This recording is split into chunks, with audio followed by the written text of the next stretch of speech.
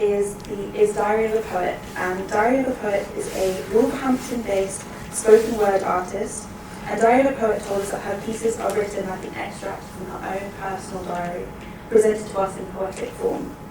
She recently performed at the Achates Philanthropy Awards of 2022 and the Creative Industry Awards of 2022, and shares her poetry in the hope of inspiring people and relating to her listeners.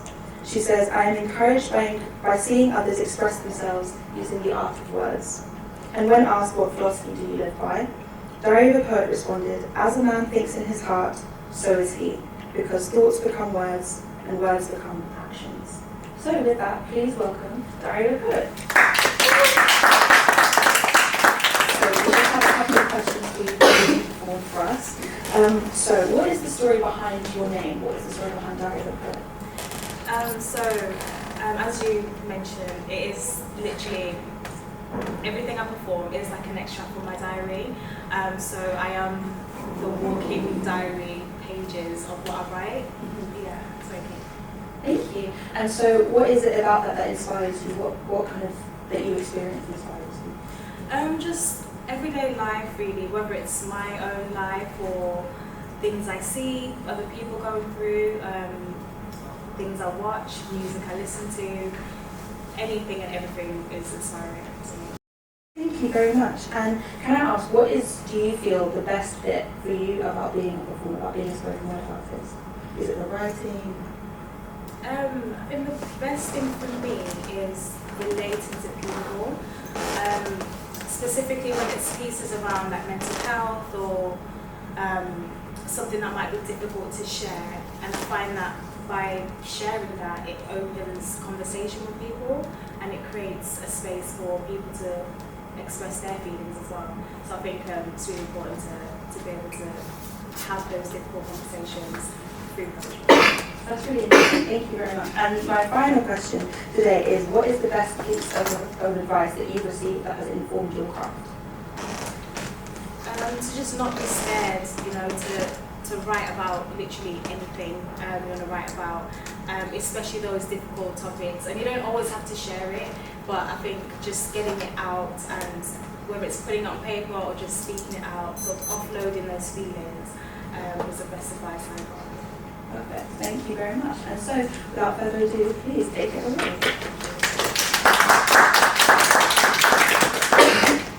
So, the first piece I'm going to do, when I was sort of thinking about the term individualism, was a conversation I had with someone, and he turned around and said to me one day, "Oh, you're very bougie," right? I was thinking, no, I'm not, but everything I did as time went on, things I would say, he would always comment on it. See, that's that bougie behaviour, that's that bougie behaviour. So anyway, got home and I was thinking about it one day and I thought, am I bougie? I don't know. And I decided to write this piece. So this piece is entitled, I'm Not Bougie. Just before we start, everyone knows what bougie means, right? No? Okay, great. So bougie is basically someone, okay, I should have looked this up earlier. How to explain that? It's basically someone who's, I guess, a bit, did you say flamboyant? Is that bougie? I don't know. High maintenance. Okay, high maintenance. I was looking for a better word, but okay, let's go with high maintenance. Yeah, someone a bit high maintenance, who likes, nice things. Alright, so this is called I'm Not Bougie. I'm not bougie. I just like nice things. Give me a call anytime, because I like nice rings, bracelets, a necklace. I like bling bling, and when I'm sad, I take myself shopping, but even though I spend money spontaneously and sporadically, it doesn't mean I'm bougie. Okay, so what if I don't like to walk? It's a preference. I mean, why walk when you can drive? Oh, you don't have a driver's license? That's okay, you can book me an Uber ride, that's fine. And I'll take a flight too. I just don't like to stress the soles of my feet. I mean, it doesn't mean I'm bougie though. No. So, When I go shopping, I just tap and go with the flow. I don't even know what's in my bank balance half the time. I mean, I just like spending money because I've earned it. I work hard, right? So it's not to say that I'm flashy or high maintenance, as you say. I just like to do things in my own special way. It doesn't mean I'm bougie though. I mean, it's into love yourself, self-worth, right? Daily affirmation. It's into love yourself, daily affirmations and all of that. And I'm just loving me. I'm just expressing me the way that I know. Everywhere I go, people turn around and say, oh, she's so extra. She likes to do things a little extra. But I'm not extra. I'm just me. So just be you.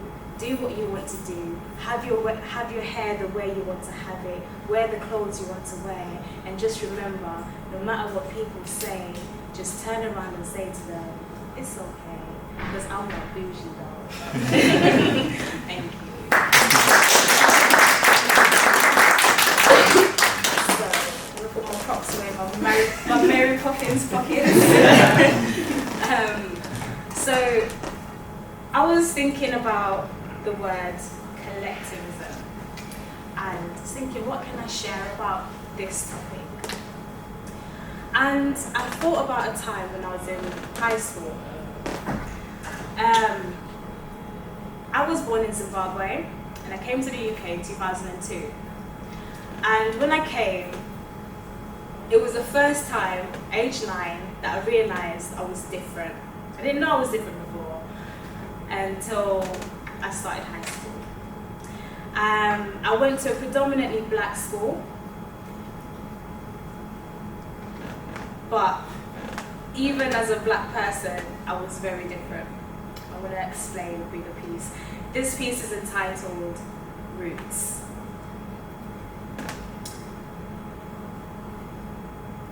My roots are embedded underneath my melanin soil, whilst this westernized tree stands above ground.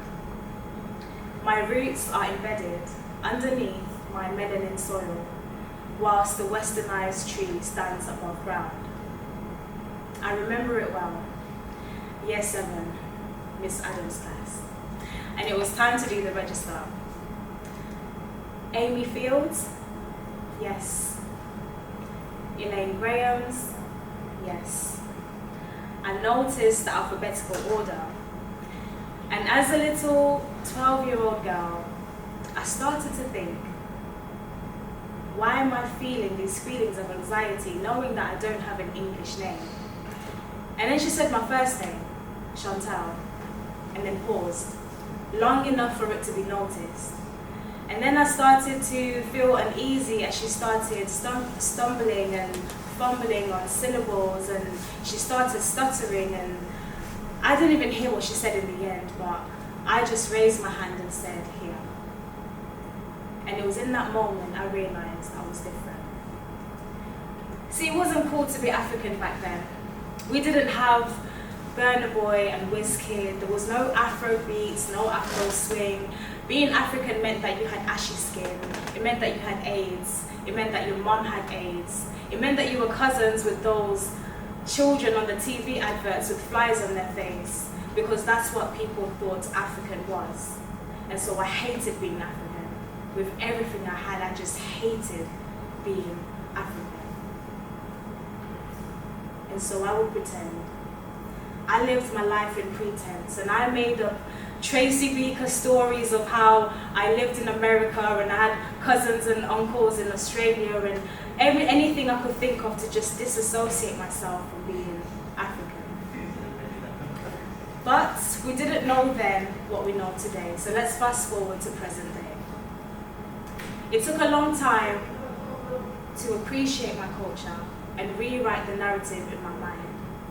Until this day, to many people, I am not as African as I could be. To my extended family, I don't try hard enough to be as African as I should be.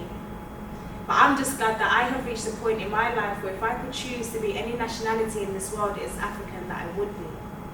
And who knew? Who knew I would grow up to write a poem like this? Who knew I would grow up and have 2 beautiful African kids? You see, no matter how prominent the westernized tree stands, the most important part of anything that's living and growing is the roots. And that's why we water roots. And I water mine by cooking African food, having African friends, and listening to African music. You see, your African traits are beautiful. Your African hair, African skin, your African features are beautiful. So don't let them steal from you the richness of your culture and colonize your being. You are a beautiful creation, each one of you a wonderful human being, just as you are.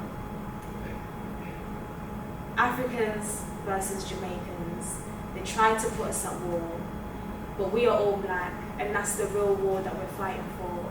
So whether you identify as African or not, whether you were born in this country or not, wherever you're from, just remember that the roots are embedded underneath your skin, and the most important part of anything that's living and growing are the roots. So water.